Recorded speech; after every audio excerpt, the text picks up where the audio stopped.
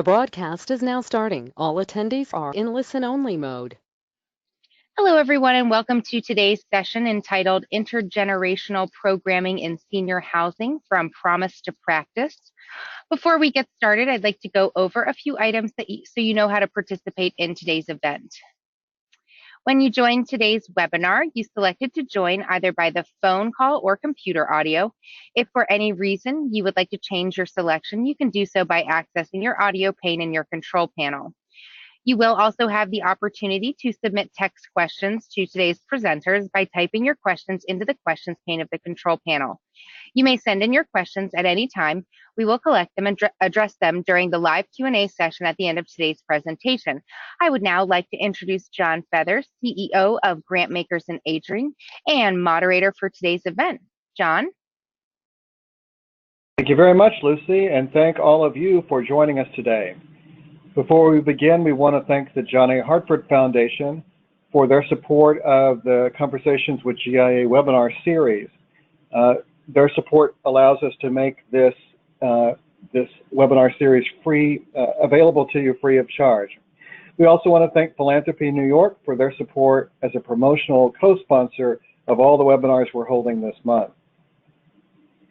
In 2016, the Retirement Research Foundation provided funding to Generations United and the LeadingAge Long-Term Services and Support Center at the University of Massachusetts at Boston to conduct an exploratory study to better understand the range of intergenerational programming in senior housing. Based on those findings, the Retirement Research Foundation provided an additional 2 years of funding to translate this research into practical learning tools that could build the capacity of national affordable housing providers to plan and implement high-quality intergenerational programming. Today, we'll learn about the findings of the report and explore the strategies outlined in the newly released toolkit. Joining us today are Nancy Hinken, Senior Fellow at Generations United, Taryn Patterson, Intergenerational Program Manager at Sequoia Living, and Mary O'Donnell, Vice President of the Retirement Research Foundation. As I mentioned, we will be talking today about a toolkit and a report, and I wanted to make sure that all of you knew that there will be a link provided to you in an email that will come to you after the program is completed today. So no need to worry or scurry around looking for how to get the toolkit. That will be sent to you, as will a link to the recording and the slides that you'll hear today. So we welcome all of our speakers today. As Lucy already told you, please start entering your questions anytime during the session and we will answer those at the end. And with that, Mary, let's turn to you.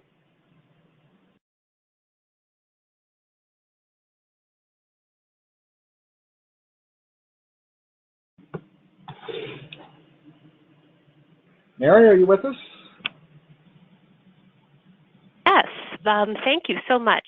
Before we start, I thought I'd share just a little about why this topic was of interest to us at the Retirement Research Foundation, or RRF, kind of from a Grantmakers perspective.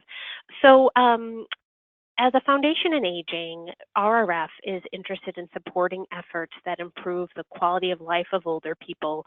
And we're particularly interested in innovative and effective projects that relate to aging in community. So when looked at through that lens, today's topic touches on two areas of interest that RRF feels are particularly important and that I'm sure will resonate with many of you. The first is what we refer to as social and intergenerational connectedness. We recognize that meaningful intergenerational programming can reduce social isolation and loneliness in later life and enhance physical and mental well-being in older adults, and that that's critically important.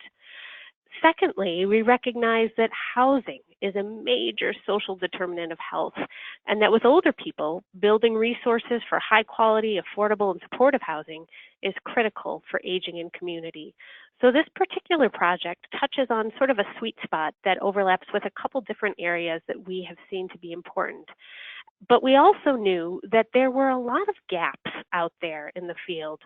prior to the project that you're going to hear about today, we knew that, anecdotally, some strong intergenerational programs had been developed in senior housing, but we didn't feel that either the foundation or even the field at large knew quite enough about the characteristics of these programs and the specific challenges providers faced with their implementation. So we were honored as a foundation to be able to support work that would hopefully generate answers to these questions and identify some promising practices and develop practical tools that communities can use. And we're absolutely thrilled with the work that Generations United and LeadingAge have done, and so happy that many of you are going to get to hear a little bit about it today.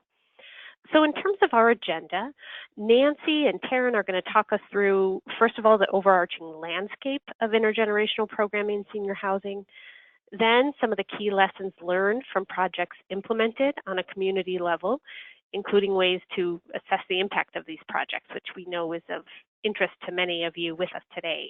A shout out and thank you to those of you who completed the survey as we designed our content for the webinar. And then we're also going to talk through some practical tools that are available for people to use. And as John has said, this toolkit we want to make sure folks are aware of and even hope you might be able to help us disseminate it to other interested audiences.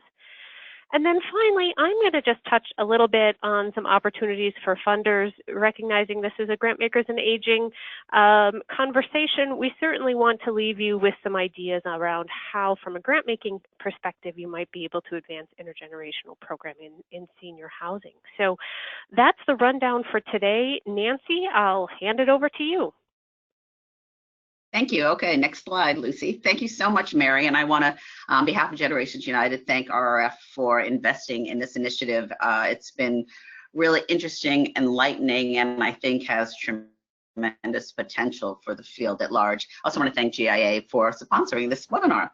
I thought since some of you are very steeped in intergenerational practice and others are new, I'd just give kind of a quick overview of why it's important to bring generations together in mutually supportive activities, and also why did we focus on senior housing.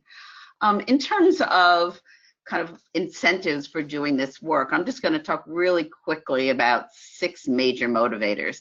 One, as we all know, are the demographics, the demographic imperative. There are more older people out there. Many want to contribute to their communities, and many will need help.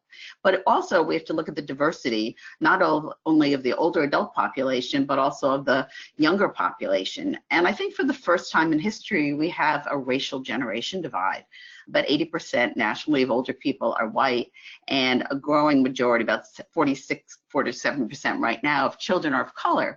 So this change in demographics offers tremendous opportunities, but also challenges.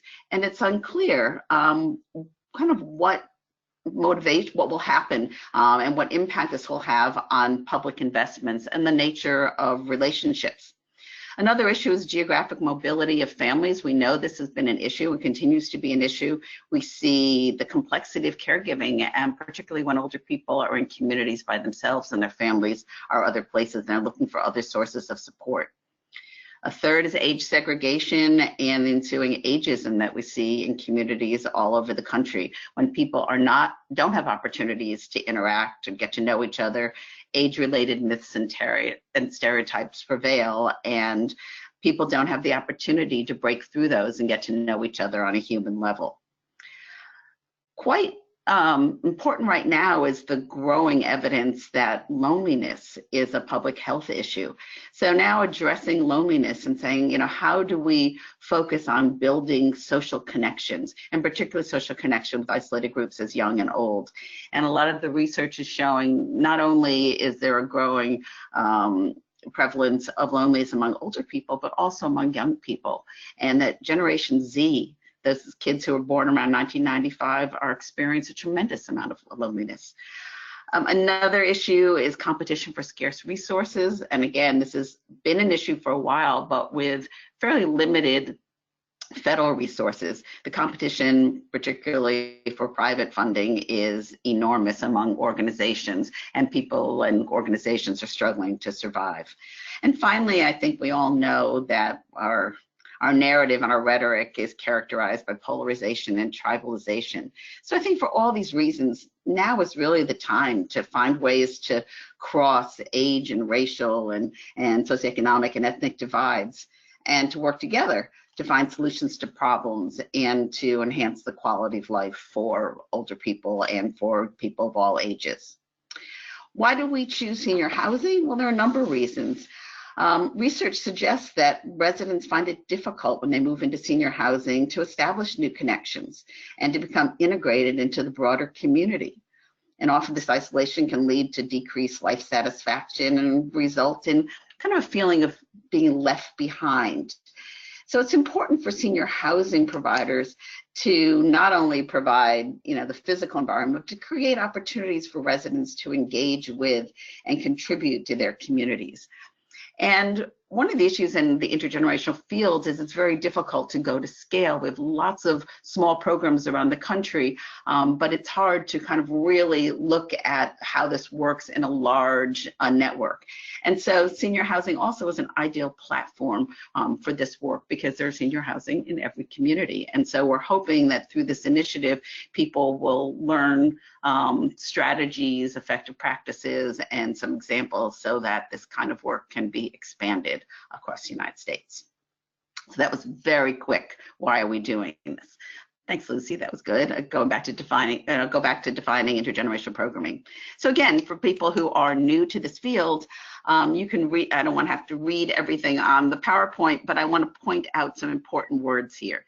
So this is intentional programming. It's many people talk about, oh, it's nice that old people and young people can come together. The point of intergenerational programming is intentionally bringing people together in mutually beneficial activities that promotes understanding and respect.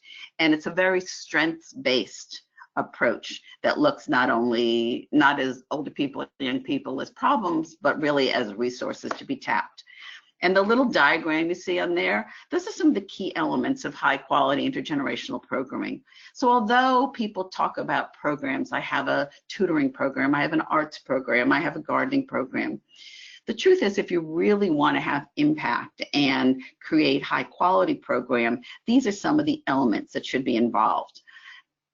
Relational, it should be focused on building relationships, that activities are vehicles for building relationships and for fostering cross-age understanding and generational empathy. Activities should be reciprocal. So it's not always older people just helping kids or young people just helping older people, but that all participants have an opportunity to give and receive, to teach and to learn. Of course, activities should be respectful, programming should be respectful, and that means respectful of individual age, ability, and cultural differences. Programming should be empowering. Again, I said this is strengths-based. Not only should the strengths of each generation be highlighted, but we're very strong on encouraging organizers to engage participants of all levels in the planning and implementation of programs. So they're not just the recipients, again, of services, but they're actively engaged in planning. And finally, that all programs are responsive to the needs and interests of different age groups and cultural groups, as well as responsive to the community. So when all this is done, a lot of research shows that high quality program can decrease social isolation, increase sense of belonging and well-being, and dispel age stereotypes and foster cross-age understanding. But it takes work, and we're going to talk a little bit about some of the key strategies for doing high quality programming. The next slide is just a range of different kinds of programs. So again, we won't go into all the details, but you can see that intergenerational work, intergenerational practice can focus on many, many things, whether it's transmission of cultural heritage, gardening, language and literacy, friendly visiting. It really ranges. And the important thing is that organizers are clear about what outcomes they want for people of different ages and for the organization itself. And in addition to programs, of course, there are shared sites and intergenerational community building efforts around the country. So that's a quick review of the field. And I guess I want to move on to Taryn now to talk about the first phase of this initiative, which was our report and environmental scan.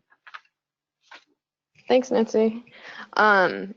So yes, as Nancy mentioned, our very first phase of this three-phase project, I should say, funded by Retirement Research Foundation, was to do a large-scale investigation of the landscape of intergenerational programming, particularly in senior housing.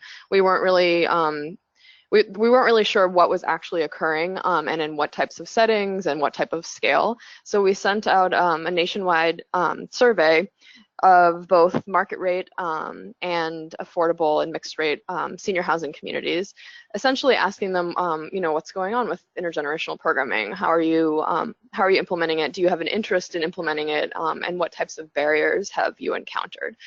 So we had a pretty good response. Roughly a little under 200 respondents returned the initial environmental scan, and it was split pretty evenly between affordable and mixed and market rate communities. From that pool of respondents, we selected, we targeted some implementers and people who indicated that their organization was not currently implementing, just to find out more about, you know, find out more about the motivations behind implementing this type of programming, as well as barriers that were preventing people from implementing.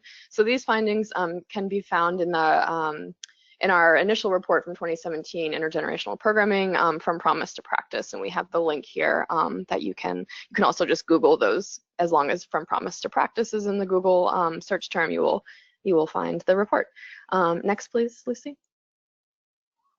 So some of the, after we did all our targeted follow-up interviews, we discovered some key motivations of senior housing staff to engage in this type of programming. One of which was there was a pretty obvious organizational or mission-related value that every organization shared when they were deciding to pursue this type of program. So that seemed to be kind of a top-down, you know, whether it be a decision from the board or the staff or whatnot, that this was a mission and a value that they wanted to pursue, whether it be connecting the community or truly connecting generations. The next kind of emergent theme was the desire for housing providers to essentially prepare or harness a future workforce. Much of the intergenerational programming was workforce related, having allied health students get their service hours and practicum hours and whatnot in the housing setting. Some housing sites were even funding CNA programs, and that was a resident-driven initiative. So really getting younger people interested in the field of aging, and that also in turn, you know, can impact aging in place and retention for housing providers as well. And then obviously this all ties into the ultimate, and as I mentioned, aging in place with, you know, high quality of life. So these were kind of the emergent themes that we observed. Next, Lucy. And then just quickly, we were curious about which age groups implementers were interested in targeting, and it is kind of split across the board, the highest being elementary and university, but really kind of a widespread of targeted age youth groups. Next, Lucy. And then, as you might expect, the kind of most commonly reported activities were friendly visiting and arts programming, which is pretty consistent across the country with implementers engaged in this type of programming, followed by health and wellness, oral history programs, and language and literacy, broadly defined. Next. And then we did ask perceived benefits from this initial environmental scan, what housing organizations, housing staff, what they were thinking was the benefit in pursuing this type of program. So you can see what was kind of interesting. The green is the green bars are the youth benefits, perceived youth benefits, and the blue bars are the older adult perceived youth benefits.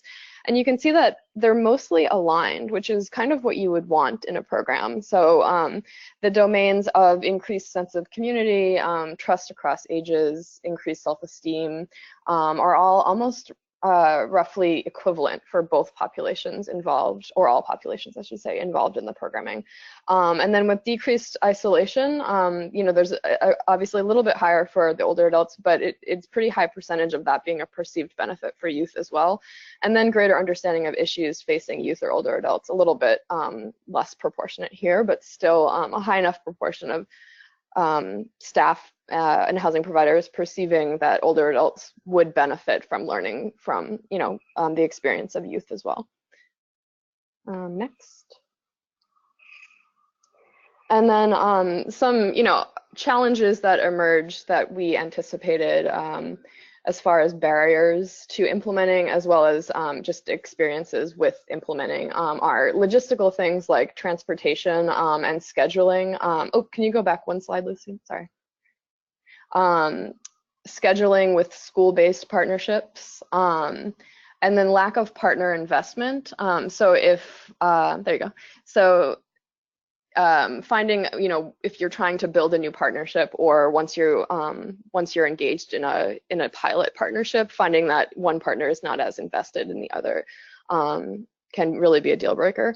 Lack of knowledge of planning mutually beneficial programs. So if one partner is coming with like a total one-sided ask, that's often a challenge in pursuing that type of partnership and having that be successful. Competing demands on housing staff, inconsistent resident engagement. Often it's hard to get residents to commit to a long-term program. So how can you ensure that residents will come to the table when you're offering programming? And then focus on short-term versus long-term, like I said. So really finding the sweet spot of like ensuring that your residents can commit to engaging with youth, but not having you know, too long of a commitment. But the flip side is also you want a long enough commitment where you feel like you're building a relationship. It's not just consistently one-off programming. And then lack of tools to assess impact. Next.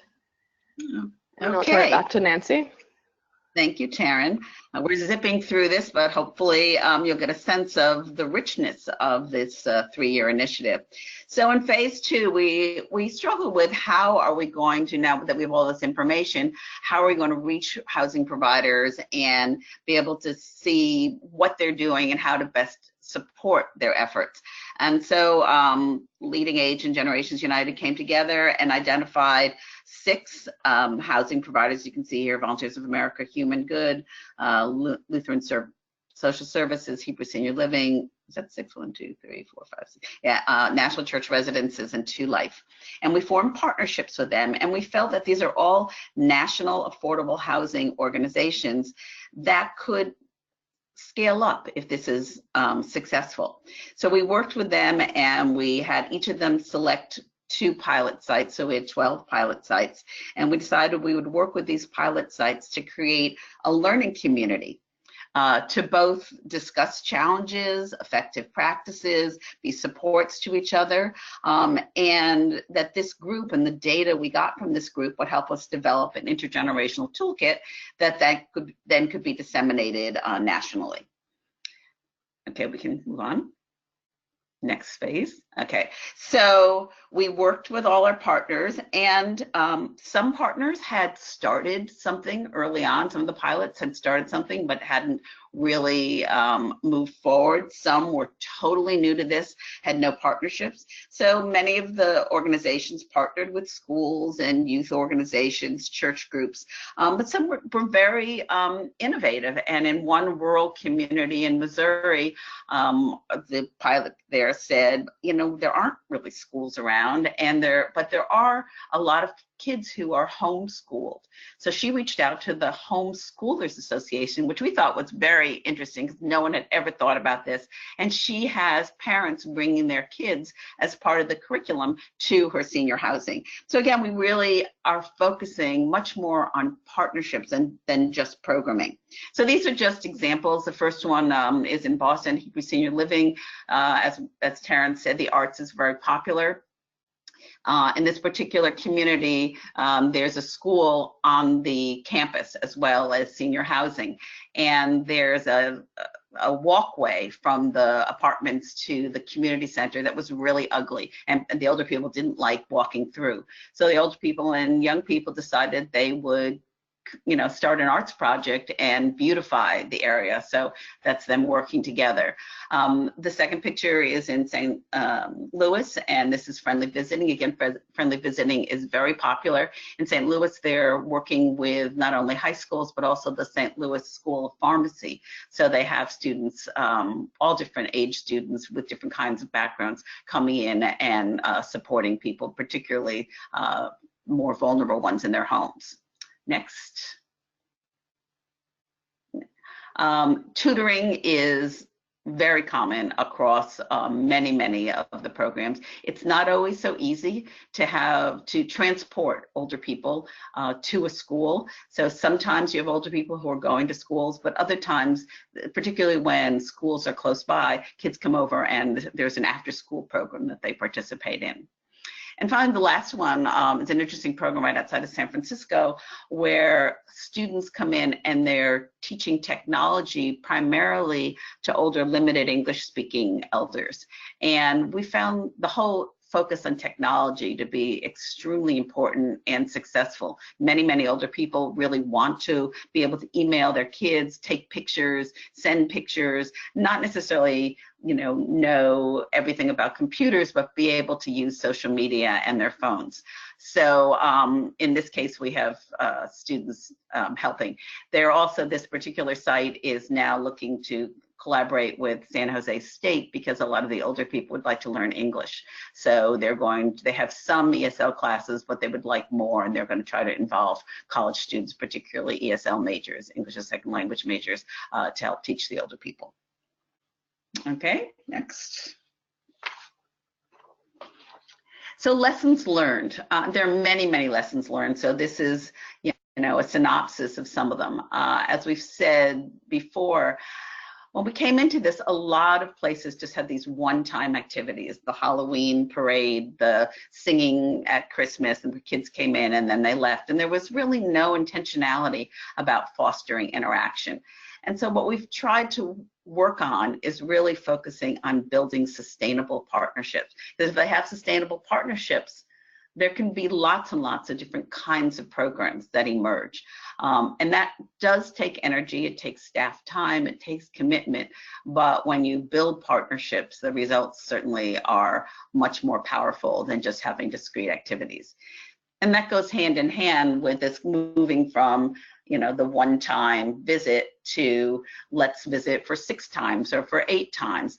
It is very hard, as Taryn said, to get residents to commit to a year. So there's a fine balance between trying to find programming that's not too long, but that's long enough to build relationships. Most of the sites do not do logic models, which Taryn and I love doing, or at least think it's important. And so we worked a lot with them on what do you want the impact to be on young people, on older people, on your staff, on the community, and start with the outcomes and then figure out what activities would lead to the outcomes. Staffing limitations are really clear. In some of these housing communities, there's a part-time person who works in 2 different physical locations. Others have more. So really, and some places have more staff than others. Sometimes there's only 1 person there. So trying to figure out how the partnership can help supplement the staffing limitations, and the next one, and how residents can be more engaged in planning. In St. Louis, they formed an intergenerational advisory group with students from St. Louis College of Pharmacy and residents, and they do most of the planning with the staff person. What's hard is when everything falls on the staff person. So again, we have learned and encouraged people to engage residents as ambassadors, as coordinators, as people who can contribute and not just participate in activities. As always, cultural sensitivity is incredibly important. Many residents in senior housing are limited English speaking, coming from many, many different countries. And there are cultural norms and values that have to be understood so that the programming is appropriate. So thinking through that, understanding that, again, involving residents and involving staff with that cultural background is really important to make sure that the activities are appropriate and will be meaningful to people. We learned early on that almost no one did any kind of training of youth or of the older people, nor did they really assess the older people or young people at the beginning about what they wanted. Who would you like to work with? What kinds of programs? What interests do you have? What strengths do you have?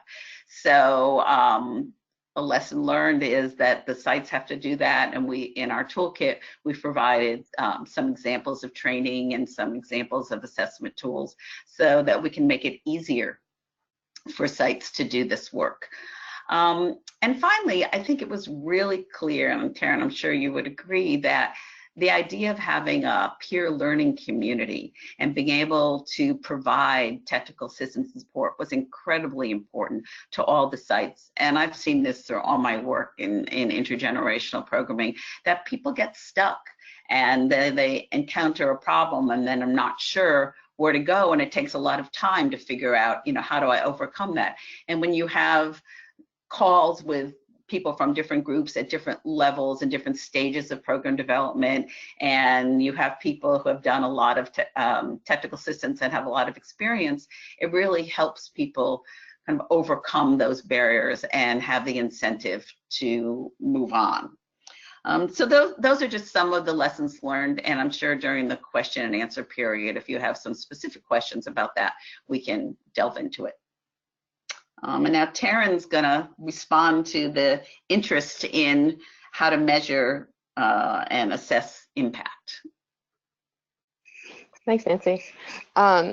So assessing your impact is probably the area with greatest need to figure out how to actually do this on the ground, have staff be able to feasibly do this when they're not trained researchers, and this is not their priority, to be frank. But I've recently made the transition from research to practice in this area, so I'm understanding much more how challenging this really is.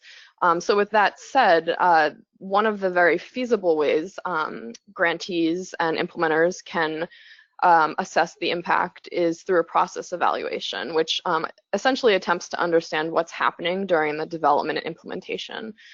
This type of evaluation measures what the program provides and the characteristics of the individuals who receive the service or program. It essentially can help understand why a program did or did not meet its goals. So process evaluation metrics are often required as part of a grant. So the grantor will require things like reporting number of participants, the hours of contact and length of program and whatnot.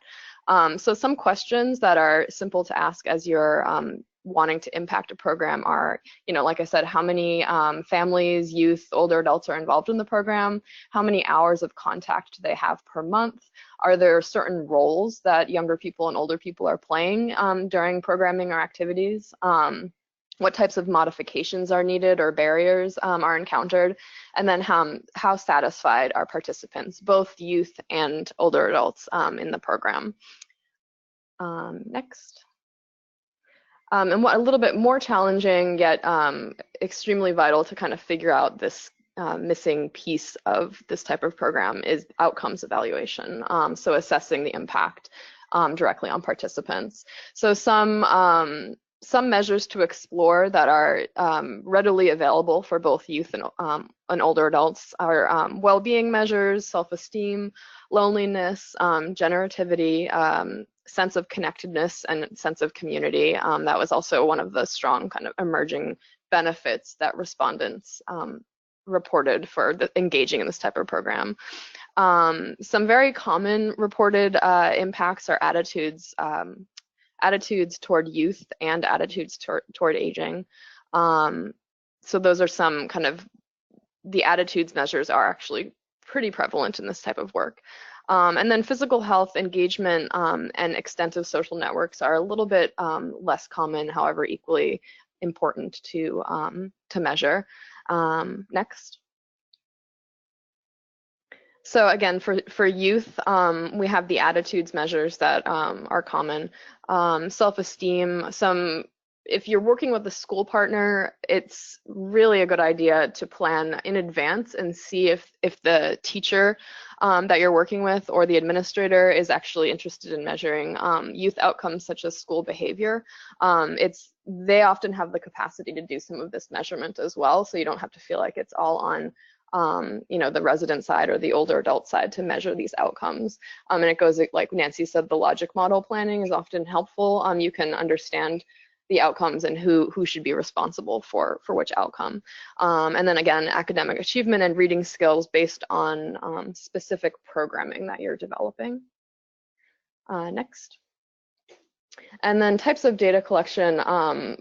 Focus groups, interviews, observations, stories, things that are qualitative in nature are often a little bit more feasible for staff to put into practice when they're kind of on the ground doing this type of programming. Pre and post surveys, kind of what I just went over. If you, as Nancy said, if you're planning kind of from an outcomes perspective and you know that social isolation is an issue and you want to address that, it's a good idea to come up with a couple measures of social isolation that we do provide in the toolkit as well. You know that's your primary outcome, so test it out and see if you can try actually implementing an outcomes-based data collection means. Next. So as I mentioned, based on kind of all of this background work with the Learning Collaborative and the initial environmental scan, we worked with our housing staff Learning Collaborative to develop the implementation toolkit. So it's essentially a soup to nuts toolkit for, it is designed for housing providers, but the kind of tips and principles really are universal for anyone wanting to engage in intergenerational programming. But through the help of our Learning Collaborative, we developed tips for getting started, so organizational assessments, tips on approaching potential partners in your community, how to pitch the idea to them, how to really understand the partner that you want to work with and how they can also benefit. Even just mentioning something in an email about how you noticed that they have this course and you think it would really enrich their student course to work with your residents. Something like that will really hook in a partner. And then planning, obviously the planning process of designing activities and figuring out who's going to be responsible is key. Implementation, we've included tips and tools for recruitment and training older adults and youth. Like Nancy said, if possible, it's a really good idea to visit the youth prior to having them come to visit your setting. So if it's a school or an after-school program or a Boys and Girls Club, making sure they're aware of what they're going to do and you can answer questions up front. So that's really an essential element if it's possible to do at your site. And then, as we mentioned, measuring impact and sustaining and growing your work. So all of these tools are available for download in the Connecting Generations toolkit. And I'll turn it back to Nancy now for scaling up. Okay, thanks, Taryn. So we did 2 years and we had a toolkit, and then we thought, well, what's next? How do we really scale up? Because again, we want to move in this intergenerational arena to having more places to do high quality work. So the first was distribution of the toolkit, and that's gone out to LeadingAge members and other and affordable and for-profit market rate senior housing, intergenerational groups, and we've done many workshops right now. we're working in ways to deepen our work with the partner organizations, but also expand beyond that. So Taryn and I have been doing the training circuit. We were in Denver and Phoenix and Pasadena and in Portland doing workshops for different affordable housing organizations as well as Generations United. And we're now doing follow-up webinars. So we thought we would do the one time, here's what it is, here's an overview, get people excited.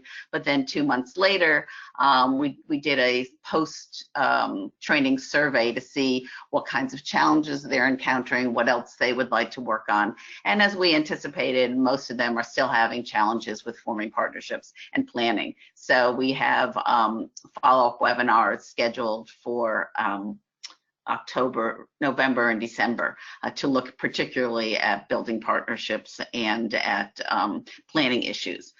We also have gone beyond there, and we did a conference in Denver, the American Association of Service Coordinators, which draws about 1,200 service coordinators from all over the country. So we're able to reach well beyond our 6 partners. The other thing, we want to go broader and deeper. So although we're going broader, we really want to figure out how do we work with Volunteers of America, with Human Good, with Lutheran, to get them to integrate and really highlight the importance of intergenerational activities and programs at their sites. And so we're working on language, on different kinds of training opportunities, and we're working with at a vice presidential level to get people to really figure out what can they do to incentivize sites to do this work. And finally, with a couple of our sites, particularly in Boston, who have had a lot of experience, we're exploring, are there any generic evaluation tools that can be developed that would be easy to use? As Taryn said, most people are not researchers. We always encourage them to go to universities and to try to get help from universities in doing this, but that's also not that easy. Coming from university, I know that. So we're trying to think, can we take parts of different kinds of scales and put them together and look at key issues for different age groups? And so we're going to be testing that out with our partners in Boston and hopefully with some other sites. So that's where we are. And again, we're very appreciative to Mary and Retirement Research for allowing us to do the 3 phases. And we're hopeful that after this, we will be able to do some, consulting with other types of groups and really be able to integrate this kind of work into senior housing across the country. And now it's on you, Mary. We're back to you. All right. Thanks, Nancy. So, as we close out this section of the webinar before questions, and I hope that folks are remembering to send those in, so Taryn and Nancy can dig in a little more on any issues you want to hear more about. I thought I'd just leave you with a few ideas about opportunities Grantmakers can explore to promote this type of work. The 3 words that you see on your screen there, catalyst, convener, and capacity builder, are terms that are often used to describe the various roles that funders can play. And when we think of intergenerational programming in senior housing, they certainly hold up. So, for example, as a catalyst, Grantmakers can spark new ways of looking at intergenerational programming and how that can be woven into senior housing. So this might be, as simple as posing a kind of thought-provoking question to one of your longtime grantee partners or an applicant who's thinking of addressing this from either one side of the spectrum or the other. It might involve providing seed funding or a planning grant that would help local grantees pilot a project that takes advantage of some of the lessons learned and resources developed by Generations United and LeadingAge. Sometimes even just a modest grant of $5,000, $10,000, $15,000 can go a long way to catalyze the start of something big. As you heard from Nancy and Taryn, this doesn't just happen. And so sometimes being the spark, being the catalyst to kind of either spark a new idea or begin to launch just some initial planning in this realm can really make a difference, and that certainly is a role for funders. Secondly, sometimes it doesn't take money at all. We know that funders' ability to convene is a powerful tool. So for example, you could consider pulling together a group of senior housing leaders or youth service providers in your local community to explore their intersecting interests. Maybe using a section of the toolkit that you all are going to receive after this as a jumpstart for a lunch and learn discussion, where you dig into one section and then move on to the next during another lunch and learn over the course of a few months, something like that. Or, convening, even better, other funders to see where synergies may lie. Grantmakers interested in children and youth and families, funders who promote affordable housing, community foundations, corporate funders. We all, as a community of grantmakers and aging, talk about wanting to, broaden the tent and bring in other resources to the fold. And this particular topic, intergenerational programming in senior housing, it can have wide appeal and really provide fuel for finding common ground. So I think the role of convener is particularly appropriate for this kind of work. And then finally, there's a role for funders to play as a capacity builder. So as you heard from Nancy and Taryn, intergenerational programming in senior housing doesn't just happen.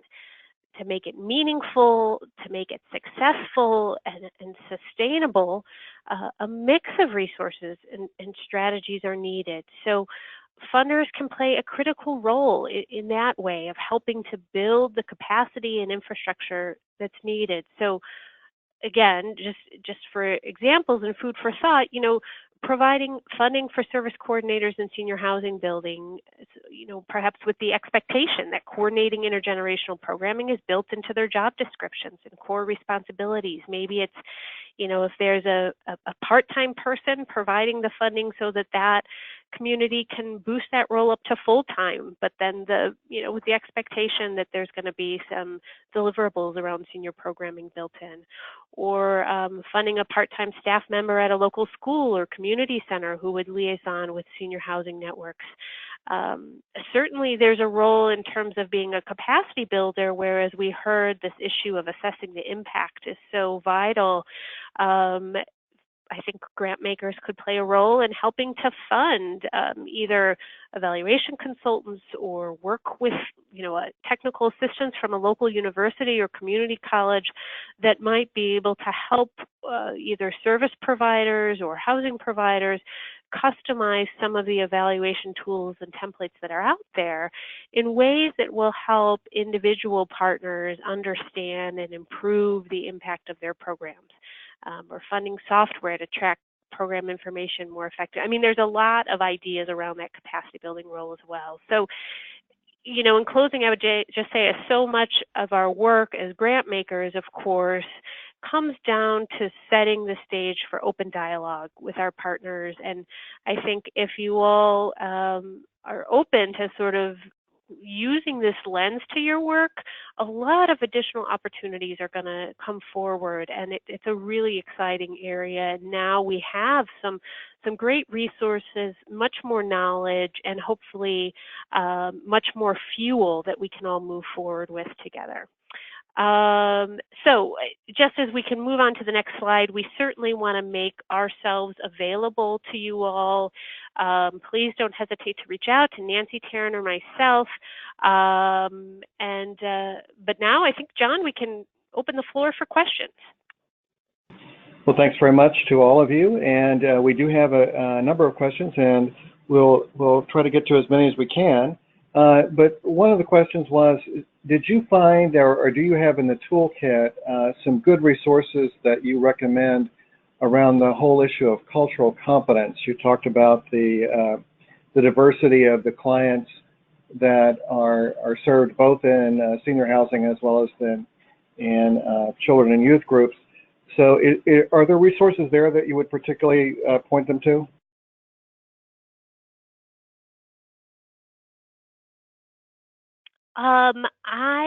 Nancy and Taryn, do you have any intel on that? I don't know I can't recall if that was a particular topic that was delved into in the toolkit.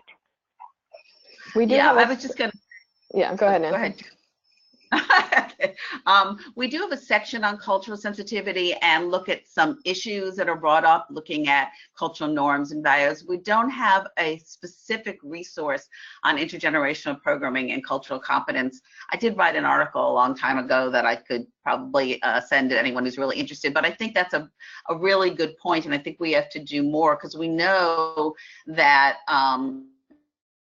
it's not just about language and literacy. It's also about level of ability and different kinds of socioeconomic status. But there isn't, that I know of, a resource out there that says this is what you have to do, this is how you do it. It's more that you have to really pay attention to these issues, both when you're throughout.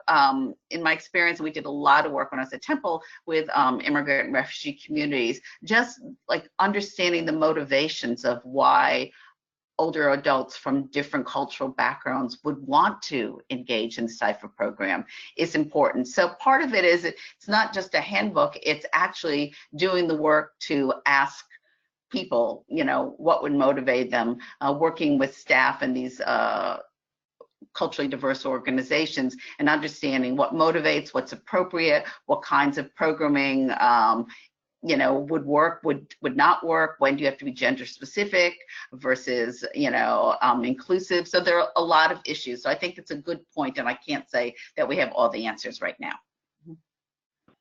Right.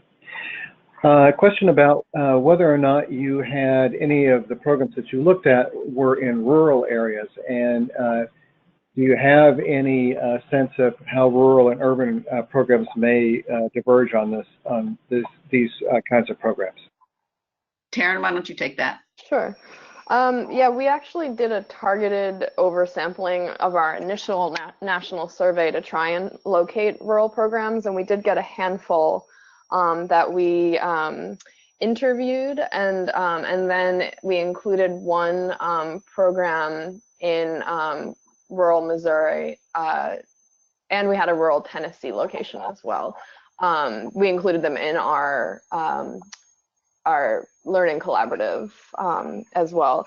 So one thing that we were, I guess, somewhat surprised about was the rural sites tended to report a much easier time with partnership building. They had obviously limited partnerships, but it seemed that the community was just, the missions were aligned right away due to limited resources.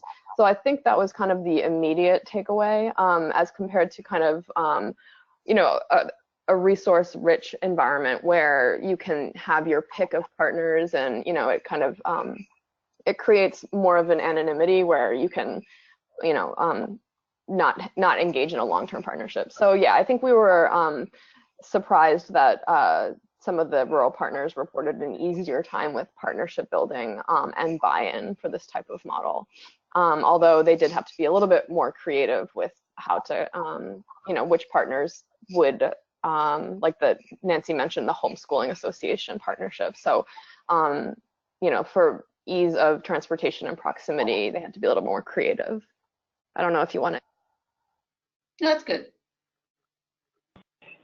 So one of the questions and issues that I don't think you talked about very explicitly here, that one of our listeners wants to hear about, is the cost issue. Are there any generalizations about cost, or is this very program specific? You know, we were really surprised here too. The grant gave each site $1,000 just to compensate them for food or, you know, activity supplies. Both in, I think, the initial survey where we looked at challenges and then talking to people, cost did not seem to be the major issue, whereas other programs around the country that are much larger in scale, cost is a major issue. Transportation was an issue for some. So if they did not have a van to use, covering transportation often was where they used that money. Sometimes getting background checks was important. But many of them, again, we tried to encourage people to develop programs that could be integrated into their activities plan, that were with students or young people that were fairly close by, so transportation wouldn't be a big issue. But again, that was surprising to me that cost was not the major factor. I think time and staff time and finding the right partner, I think, were bigger challenges than cost. Would you agree, Karen, or do you want to add anything? Well, actually, can I hop in there from a funding vantage point? I think, staff and time actually those are expenses. So there is cost. And so I think just circling back to a role that grant makers and funders can play is that sometimes it does take, freeing up staff time to allow the organization to act on this if this is a priority for them, or to get the extra time that they need to invest in the partnership development on the front end. So I think sometimes it comes down to, and I think philanthropy might be able to step in to, whether it's 20, 30, 40, it will depend on what's needed in terms of building some additional freedom for staff time and staff resources to be devoted to this. And then one of the things that I think was found was that for those larger organizations, or not even larger, but just for the organizations that had made this a priority, once it can become kind of institutionalized within and the partnership development has really solidified, then I think some of the cost, including kind of staff time and resources, can dissipate a bit. So I think sometimes if philanthropy can be okay with investing on the front end, those costs can be then the more minuscule, $1,000 for, or here or there for some transportation or program implementation kinds of things. I totally agree, Mary. As Mary mentioned, my current position is funded through this kind of organizational shift in wanting to enhance this type of programming, and they did seek funding to actually secure an entirely new position to make this feasible. So that's a huge cost right there, obviously. But then also, depending on from where your housing subsidy comes, housing organizations can be limited in how they can use their resident services money. So often HUD subsidized housing you can't use your money, your funds for refreshments or food, which is the #1 draw for a lot of residents to get them to the table for this type of programming. No pun intended, getting them to the table. But so like Mary said, knowing how limited your funds are and what you're allowed to purchase, depending on your housing subsidy, grant money is invaluable in supplementing in that way.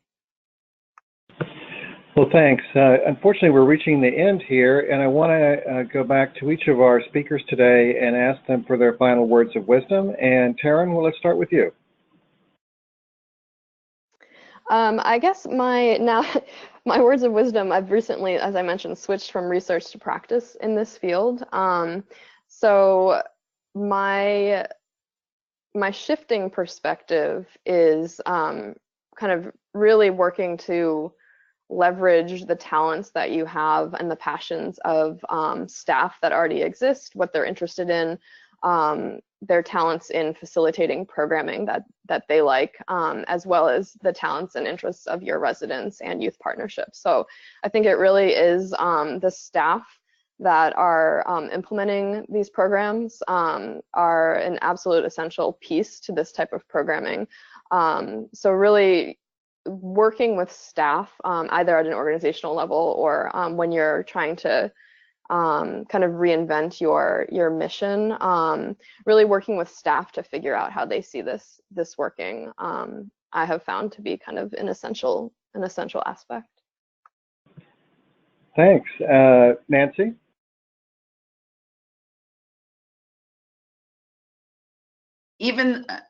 Yes, I just want to make sure I'm unmuted. Even though I've had 40 years experience in this, I know time and time again intergenerational programming is wonderful, beneficial, but it's not magic. A lot of time and energy has to go into it. So I think my takeaway from this is working with senior housing is definitely scalable, and there are lots and lots of people who could take advantage of this. How to incentivize, how to work with affordable housing providers or market rate organizations to get service coordinators and property managers to understand the value of this, I think it's still a challenge.